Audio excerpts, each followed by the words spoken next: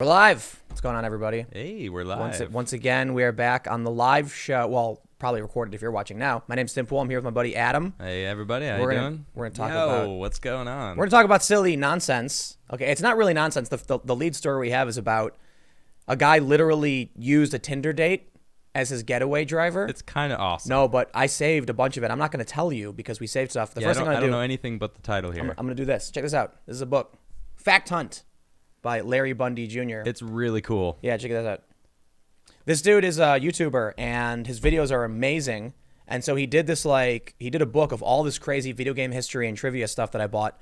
I just got it. My name's in it. I'm so excited because there's a big list of people who supported the book, but his channel's really, really awesome. It's Larry Bundy Jr., I think. Yeah, his channel's called. It's a pretty cool book. YouTube just started recommending me his videos, and I just started binging all of them. Oh, really? Yeah, it's awesome stuff, learning about video games and whatnot. Yeah, it's so cool. It's anyway, cool I wanted to give a shout out because I'm really excited because it's a cool book. So there you go. Larry, awesome content. So our first story is about Tinder. Again. Tinder's dangerous, man. Dude, it's scary, man. So Tinder's a crazy place. CNN is reporting they met on a dating app. Then he robbed a bank and on their first date and forced her to be the getaway driver. Oh man, this guy has crazy. What was this It's one of those things where you think it sounds smart. Like, I got an idea. The perfect accomplice. Can you take me to the bank real quick? Let me and she withdraw some money. All right, so here's what's crazy, though. Withdraw money. but I'm not going to bury the lead on this one. Check this out. Oh, you man. think that's crazy? What if I told you, first date from hell, woman forced to drive getaway car after date commits robbery? September 6th, 2011. Wow, it's going on for a while. A woman in the UK met a dude on Facebook, and he made her serve as her getaway driver. Same story. It's the same thing. So we thought it literally was the same story. Yeah. Looks like it. And so when the story came up, we were like, wait, I thought the story was from 2020. Yeah. This is from 2011. We can't talk about this old. Oh, this is from 2020. Oh, wow, this is new. It's happening again. It happens. Apparently, it happens decently often. I guess decently often in the sense that you don't really think of this thing's gonna happen. You know, I didn't think people robbed banks still. I didn't know that was a thing. And I was actually looking at the statistics, and people robbing banks. You got to be dumb to rob a bank. But people are doing it. You got to be real dumb. It's happening. What are you gonna get, like $2,000? The FBI said it happens 40 times a month in each state. A lot of dumb people. They have 40 cases of it in pretty much every different state, all across the states. It's happening. People are robbing banks. All right, but here's the other thing. Tinder is so dangerous, they've added a panic button to save users from dangerous dates. Oh, man. But what are you going to do? And this is a new story too. What are you going to do? You're on a date and a guy's pointing a gun or a knife, in your direction. You're like, let me just pull up my phone and press this button real quick. I'm not doing anything. I'm not dialing 911. I'm on Tinder. Or the awkwardness of pulling up Tinder while you're on a date. Yeah, that's so weird. I guess you go to the bathroom or something, but still, it's like, oh, give me 1 second. But then you can call 911. Just check my phone real quick. And it's like, are you Tindering? Are you on Tinder right now? No. If your date is dangerous, yeah, why wouldn't you just call the police? I'm not going to call the police. I'm going to open Tinder. Yeah. What? And hit the panic button to let them call the police, probably. And then what does it do? What is the? Well, let's do this. Let's learn about this lady who was forced to be a getaway driver because I guess look, Tinder's awful, man. Let's read. CNN reports, and you thought your worst first date story was bad. That's so funny, CNN. Way to start it off. A Massachusetts woman became an unexpected getaway driver after a man she met on a dating app robbed a bank on their first date. Christopher Castillo, the unnamed woman's would-be Robin Hood. Why are they praising the guy? It's kind of like a good thing to call him. Yeah, that's pled guilty this week to armed robbery and 3 counts of assault and battery on a police officer. Oh, I didn't get away with it. All committed on their first date on December 5th, 2016, according to the Bristol County District Attorney's Office. Is it weird that I'm a little bummed he didn't get away with it? Well, how is he supposed to get away with it? It's ridiculous. I don't know. It's you got to hear how dumb this guy is. Okay, yeah, let's hear he's it. as dumb as they come. Okay. He was sentenced to 3 years in state prison for the robbery, plus 2 years in the Bristol County House of Corrections for violently struggling and spitting on police who tried to subdue him, according to the district attorney's office. The woman wasn't charged. The worst date ever story was enough punishment. Wow, this is terrible writing, CNN. That sounds like a patsy. If it doesn't work, you could just say that, right? We met on Tinder. But they did meet on Tinder. It's easily provable. True. Yeah, exactly. That's the perfect patsy. Oh, right.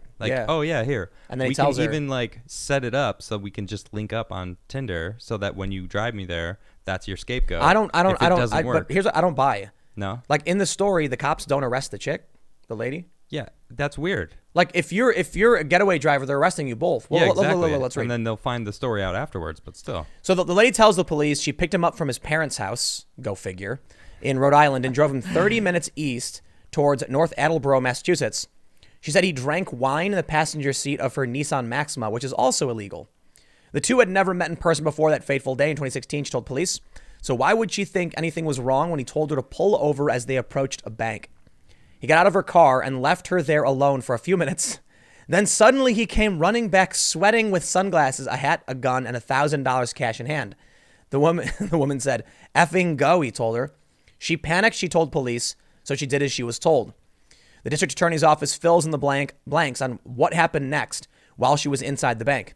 Castillo walked into the Bristol County Savings Bank branch in North Attleboro and showed a bank teller a gun. He demanded $1,000 and said he needed it badly. He was really hurting, he told the teller. The teller handed him the money. Then he ran back out to his date's Maxima and ordered her to step on it. His accidental accomplice obeyed at first, but once she spotted flashing sirens from North Attleboro police cruisers on their tail, she immediately pulled over and walked away from their car. Castillo stayed inside and ducked from police. Police pulled Castillo out of his hapless date's car as he violently struggled, spit on them, and told them his gun wasn't loaded, according to the district attorney's office. After he was subdued and handcuffed, police searched the car and found a .44 caliber gun, an antique belonging to his stepfather, what? And a hat and sunglasses that matched the description of what the robber was wearing. Oh, and the $1,000, police found that in Castillo's wallet. Years after the date from hell, Castillo ended up sentenced to 5 years of incarceration. His date got off without a charge and probably with a healthy skepticism toward online dating. This was some of the most cringy writing CNN could ever have done. I really hate this narrative writing where like too. They think they're being funny. Or and you thought your first date was terrible. Oh, I shouldn't bang. That's kind of the joke, though. No, but you're right, though. It's happened all the time. I was reading some people complaining about like how recipes, it's the same thing. Like there's always this story about how it's oh, my great grandfather. And you're like scrolling recipe. down, just like, tell me how to make the cookies. At the store, I just need the ingredients. Oh, yeah. Where are the ingredients? Oh, finally, read more. Oh, there's the ingredients. Like, So I think she did get arrested, right? But they probably looked at her phone and were like, get her out of here. Yeah. Okay. The crazy thing is, when we found the story, it's basically the exact same thing that happened in the UK. This woman meets a guy on Facebook. Yeah. He says let's go on a date. He tells her to drive to the bank. Then it says minutes later, he ran out with a knife in one hand and a bag of money, jumps in the car, screaming, "Drive, drive, drive." Dude, I'm willing to bet this happens kind of often. How are you trusting some random person you've never met to be a good driver? I don't like other people driving me around. I want to be the person driving. You know what they're probably thinking? It's funny.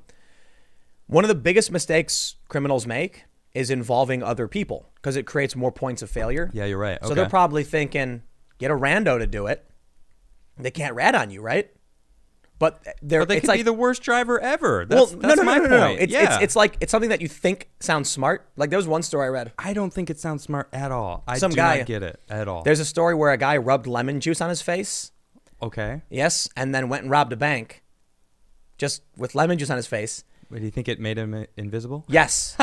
He thought because lemon juice was a component of invisible ink, that if he rubbed it on his face, the cameras wouldn't see him. It's pretty funny. Yep, these people are nuts. Oh, but so we have this story from a couple weeks ago, though. Tinder is adding a panic button to save users from dangerous dates because what they're really trying to do is make you feel better because people have been attacked, robbed, and used as patsies and getaway drivers. Because a panic button on Tinder is not going to do anything to save anybody. No, it's not. I mean, I guess if your date's like, I'm a dangerous person, why don't you open up Tinder and swipe for me? Why would that ever happen? I don't know. It doesn't make sense to me. Well, let's we're making assumptions. Yeah, I want to see what it actually does. Yeah. So the New York Post says the popular hookup app says it's adding a panic button to help protect users from frightening situations by keeping tabs on their meeting times and locations as they go about their dates and summoning the authorities if called. The new opt-in feature will be offered through a partnership with safety app Noonlight and will be free to use, the company said on Thursday. Match Group, which owns Tinder, will not have access to any location information gathered by Noonlight. When a date is scheduled, the user will be able to share details of the meetup with Noonlight, who will track the user's location in real time using their phone's GPS. If a user triggers the panic button, they will receive a text from Noonlight prompting them to enter a code. If they don't enter the code, they receive a call confirming they need assistance. If they confirm that they need help, or if they don't pick up, Noonlight summons authorities to the user's location. Oh, that's so wonderful. Think about it. You're on a bad date. This is so brilliant. You're on a bad date, and you're like, oh man, this guy's really dangerous. Let me press the panic button. And then they get a text, you don't answer. And then the phone rings, and he says, who's calling you? Answer it. And then you answer it. He's like, put it on speaker. And you put it on speaker. Tell him everything's fine. Everything's okay. Great. Click. Well, that's scary. Sounds like it's a pointless, stupid PR stunt. Well, I mean, we were saying earlier, it's like, well, what are they going to do? What is it going to end up being? Because all I would want to do is call the authorities. And it's trying to be like a silent way to do that. No, but you still have to pick up your phone, and you still have to like. Here's the problem. If you're feeling like it's dangerous, you just call 911. Boom, 911. You can't do either of those things. Well, I mean, it's going to be faster than going into the and crossing your fingers, finding Tinder, hitting Tinder, opening Tinder. You got to wait for it to open. Well, no, the panic button's probably like press this volume up and mash key or something. I don't know. Yeah, maybe. No, the point is, it's like a widget or something. You're not going to be able to do either of these things. The problem is people are irresponsible, and they're meeting up with strangers on the internet. And we were told all the time when we were younger not to meet strangers. Like, don't get into a stranger's car. Now we're like, I found a stranger on the internet. Can you pick me up? I'm attracted to this stranger. I'm going to get in his car. Right. You're right. It is kind of crazy. We've been taught our whole lives, like, don't trust people you don't know. And we don't know anybody that's on the internet. You know the stupidest thing? We know thing? people in our circles. That's what it is. There's two really stupid things I find really, really stupid about online dating. Okay. The first are people who are like, I'll meet you anywhere for any reason. It's like, I won't. That's really dumb. Yeah. Like, what if you're nuts? Yeah, I'll meet you during the day in a public place. Right, at Starbucks. Then I could walk away from you. Exactly. And everyone will see me walking away from you. And well, I mean, if you live in the middle of nowhere, it's a lot harder, but you still find a public spot, right? There's malls everywhere. We can go to. Let's walk around Walmart. There's a Walmart everywhere. But here's the other dumb thing about online dating is the people who are the opposite. Like, I won't meet you unless I know for sure. It's like, dude, hold on, wait a minute.